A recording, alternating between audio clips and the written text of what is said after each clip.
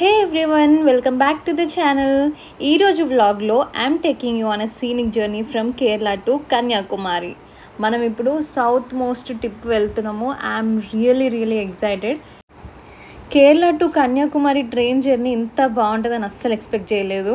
Last వీడియోలో జటాయు దగ్గర lush valley అని చెప్పాను కదా. ఇప్పుడు మనం వెళ్తుంటే కూడా ఆ లష్ గ్రీనరీ, బ్యాక్ వాటర్స్, చిన్న విలేజెస్ అసలు చాలా అంటే చాలా బ్యూటిఫుల్ ఉంది జర్నీ. అండ్ మీరు చూస్తున్నారు కదా మబ్బులు ఎంత కిందికి వచ్చేసినాయో, అసలు చూస్తుంటేనైతే ఒక పెయింటింగ్ వేసినట్టే కనిపిస్తుండే. మనకి జస్ట్ 1 డే టైం ఉంది అంతే. యాక్చువల్లీ నాట్ ఈవెన్ 1 డే, కొన్ని అవర్స్ అంతే. మళ్ళీ మనం నైట్కి తిరువనంతపురం వెళ్ళాలి because we're going to Alleppey tomorrow. I'm much more excited for Alleppey. Let's see how it goes.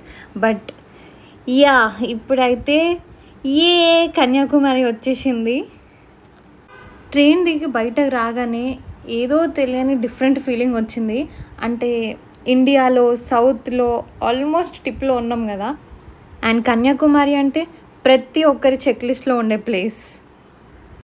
Train దిగేసి ఆటోలో మేము ఇప్పుడు అన్ని ప్లేసెస్ విజిట్ చేయడానికి వెళ్తున్నాము. యాక్చువల్గా లాస్ట్ వీడియోలో నేను ఏం చేసిన కదా, పద్మనాభ స్వామి టెంపుల్ దర్శనం దగ్గర.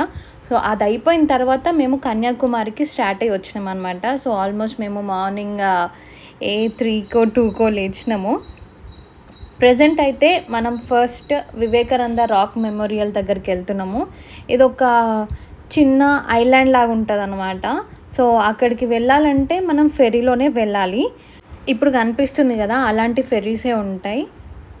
ఆ ఫెర్రీస్లో వెళ్ళాలన్నమాట. అక్కడికి ఐలాండ్ దగ్గరికి తీసుకెళ్తారు.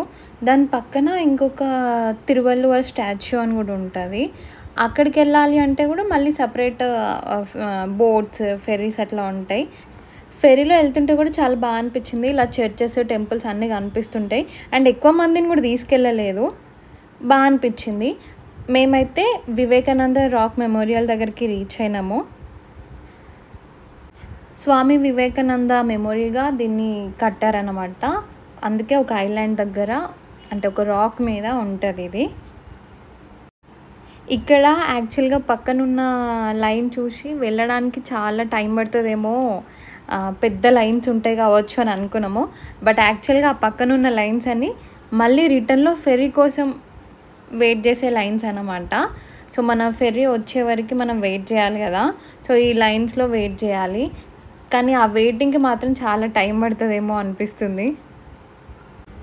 ఇంకా మెమోరియల్ లోపలికి వెళ్ళలేదు, వెళ్తున్నాము. కానీ ఇక్కడ అసలు ఎంతమంది పబ్లిక్ ఉన్నారు అని అంటే నేను ఎక్స్పెక్ట్ చేయలేదు ఇక్కడికి కూడా ఇంతమంది వస్తారా అన్నట్టు అనుకున్నా. బట్ చాలా అంటే చాలా క్రౌడ్ ఉంది. ఇది యాక్చువల్గా మెడిటేషన్ హాల్ కదా. సో మెడిటేషన్ చేయడానికి ఎవరైనా వస్తారు అని అనుకుంటే నేనైతే పొద్దునే రావాలి, అంటే ఎర్లీ మార్నింగే రావాలి, లేదంటే లేట్ ఆఫ్టర్నూన్స్ రావాలి. చాలా పీస్ఫుల్గా ఉంటుంది. అండ్ లైటింగ్ కూడా చాలా బాగుంటుంది అనిపించింది.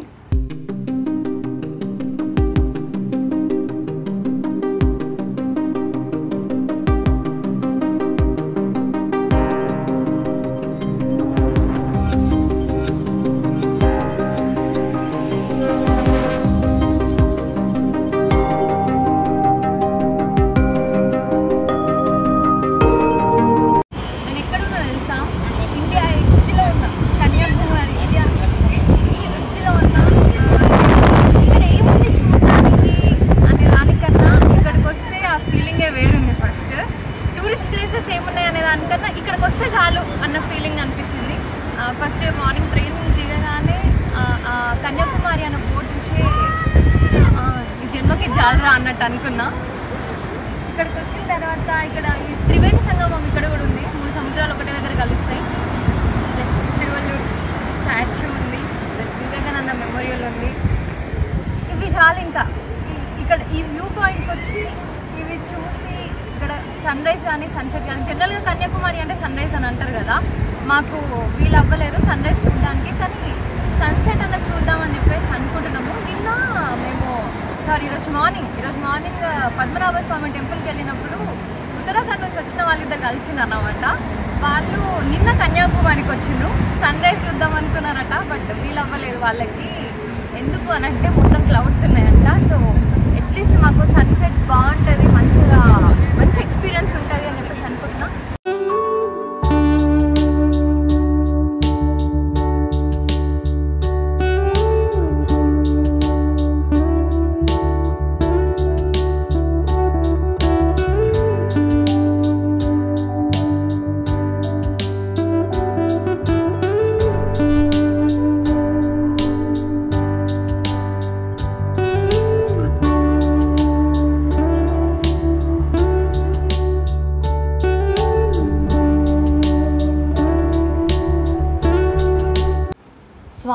వివేకానంద ఇక్కడే డిసైడ్ అయ్యారంట to dedicate his life to the service of humanity. అందుకని ఇక్కడ మెడిటేషన్ చేసినారు కాబట్టి ఆయన మెమొరీ మీద ఇక్కడ ఈ వివేకానంద రాక్ మెమోరియల్ కట్టిండ్రు. ఈ ఆర్కిటెక్చర్ అంతా ఇండియన్ ఆర్కిటెక్చర్, అంటే వేరియస్ స్టైల్స్ ఉంటాయి, ఎస్పెషల్లీ ద్రవిడియన్ ఆర్కిటెక్చర్. ఈ మెమోరియల్లో 2 మెయిన్ పార్ట్స్ ఉన్నాయి అన్నమాట. వివేకానంద మండపం ఒకటి, అంటే మెడిటేషన్ చేసే హాల్ ఒకటి, శ్రీపాద మండపం అని చెప్పేసి ఇంకొక టెంపుల్ ఉంటుంది ఫ్రంట్ సైడ్లో. అక్కడ కన్యాకుమారి అమ్మవారి ఫుట్ ప్రింట్స్ ఉన్నాయి అని చెప్పేసి నమ్ముతారనమాట. అక్కడ ఫుట్ ప్రింట్స్ ఉంటాయి, మనం వెళ్ళి దర్శనం చేసుకోవచ్చు. అవి 2 కాకుండా సైడ్కి తిరువల్లువర్ స్టాచ్యూ ఉంటుంది.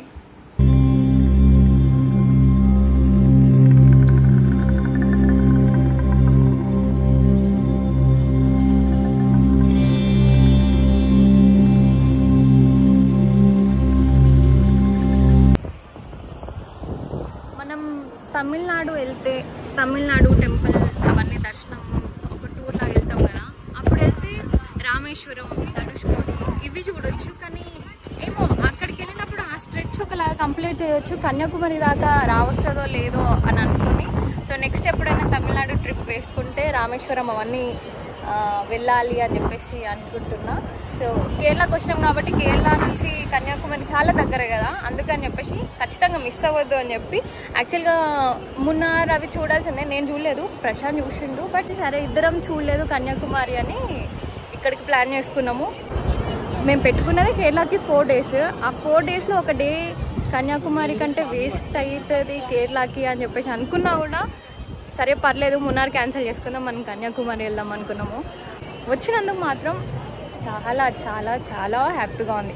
కాశ్మీర్కి వెళ్తే మనం ఎంత హ్యాపీగా ఫీల్ అవుతామో నిజంగా కన్యాకుమారికి వస్తే కూడా అంతే హ్యాపీనెస్ ఉంది.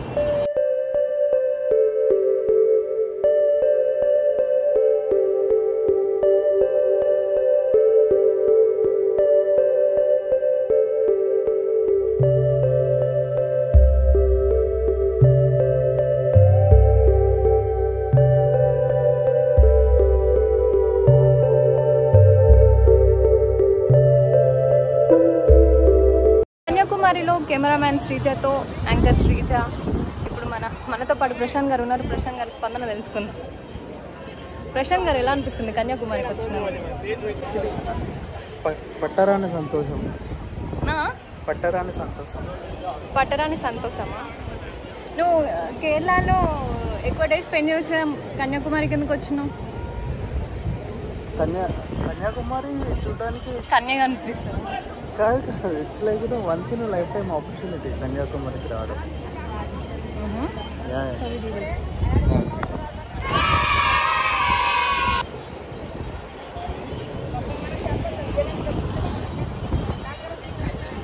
ఇప్పుడు మనం ఎక్కడికి వెళ్తున్నాం? ఇక్కడ నుంచి నెక్స్ట్ మనం ఇక్కడ నుండి చెప్పులు వేసుకోవడానికి కాదు పోయి దాని తర్వాత బోట్ ఎక్కడానికి వెళ్తున్నాం. దాని తర్వాత బోట్ దిగడానికి వెళ్తున్నాం. దాని తర్వాత ఎక్కడికి వెళ్తున్నాము? స్టేచ్యూ అని చూపిస్తా ఎప్పుడు కాబట్టి. అంతేనా? Yeah, surprise.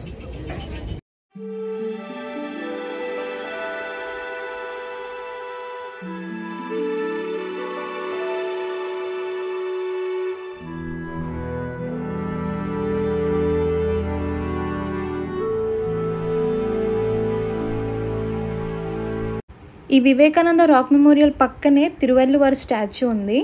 ఆయన ఒక famous Tamil poet and philosopher అంట. ఆయనకి ట్రిబ్యూట్గానే ఈ స్టాచ్యూ కట్టడం జరిగింది. ఇది స్టోన్తో చేసిన 133 feet టాల్ ఉన్న స్టాచ్యూ. కొంచెం ఈవినింగ్ అవుతుంటే ఇంకా బాగా అనిపిస్తుంది. మేము మళ్ళీ ఫెర్రీలో వచ్చేసినాము అక్కడ నుంచి ఇక్కడికి. త్రివేణి సంగమం పాయింట్ దగ్గరికి వెళ్దామని వచ్చినాం. మధ్యలో ఇక్కడ ఒక పీస్ఫుల్ స్పాట్ ఉంటే నేను అట్లా కూర్చొని అలా ఎంజాయ్ చేస్తున్నాను అనమాట.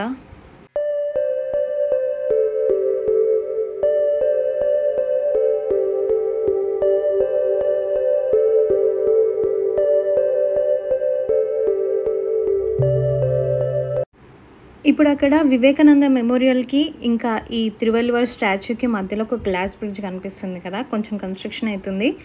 అది India's first ever glass bridge over sea అన్నమాట. ముందేమో ఆ 2 ప్లేసెస్కి వెళ్ళాలి అంటే 2 బోట్స్లలో, అంటే అక్కడికి ఇక్కడికి 2 బోట్స్ తీసుకొని వెళ్ళాల్సి ఉంటుండే. ఇప్పుడు అట్లా అవసరం లేదు, జస్ట్ ఆ గ్లాస్ బ్రిడ్జ్ మీద నుంచి అటు నుంచి ఇటు వాక్ చేస్తే సరిపోతుంది. సో డైరెక్ట్ వెళ్ళొచ్చు అన్నట్టు. ఇక్కడ నుంచి సన్ రైజ్ సన్సెట్ అస్సలు అంటే అస్సలు మిస్ అవ్వద్దు, చాలా అంటే చాలా బాగుంటాయంట. ఆ గ్లాస్ బ్రిడ్జ్ ఓపెన్ అవర్స్ అయితే డిపెండ్స్ ఆన్ ఫెర్రీ టైమింగ్స్. ఈ ఫెర్రీ టైమింగ్స్ ఏ టైంలో ఉంటాయో ఆ బ్రిడ్జ్ కూడా అదే టైంలో ఓపెన్ ఉంటుంది. ఇప్పుడు మనం కన్యాకుమారి బీచ్లో త్రివేణి సంగమం పాయింట్ దగ్గరకు వచ్చినాము. ఆ త్రివేణి సంగమం పాయింట్ అంటే 3 సముద్రాలు ఒకటే దగ్గర కలుస్తాయి అన్నమాట. అంటే Arabian sea, bay of Bengal, Indian ocean ఇక్కడే కలుస్తాయి అన్నమాట. అందుకని త్రివేణి సంగమం పాయింట్ అంటారు. సన్సెట్ టైం అవుతుంది కదా, ఈరోజుకి ఇంకా ఫైనల్గా సన్సెట్ చూసేసి రిటర్న్ అయిదామని చెప్పి ఇక్కడ ఒక బ్రిడ్జ్ లాగా ఉంది, అక్కడ సన్సెట్ పాయింట్ అంట అది, అక్కడికైతే వచ్చినాము సన్సెట్ చూద్దామని.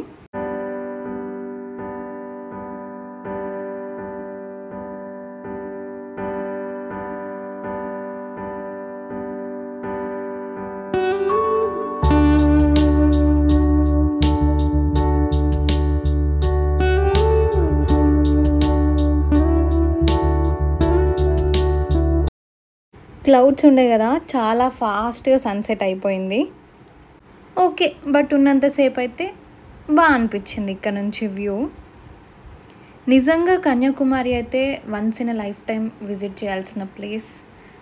ఎవరికైనా కేరళకి వెళ్తే మాత్రం ఒక్క 1 డే ఎక్స్ట్రా తీసుకొని కన్యాకుమారి అయితే పక్కా వెళ్ళండి. మేము కూడా ఇప్పుడు రిటర్న్ అయిపోయి తిరువనంతపురంకి వెళ్ళి రెస్ట్ తీసుకొని రేపు మనం ఆలపీలో కలుద్దాం. అంతవరకు ఏం చేయాలో తెలుసు కదా. ఈ వీడియో నచ్చితే అందరూ లైక్ చేయండి, షేర్ చేయండి, సబ్స్క్రైబ్ చేయండి. Thank you.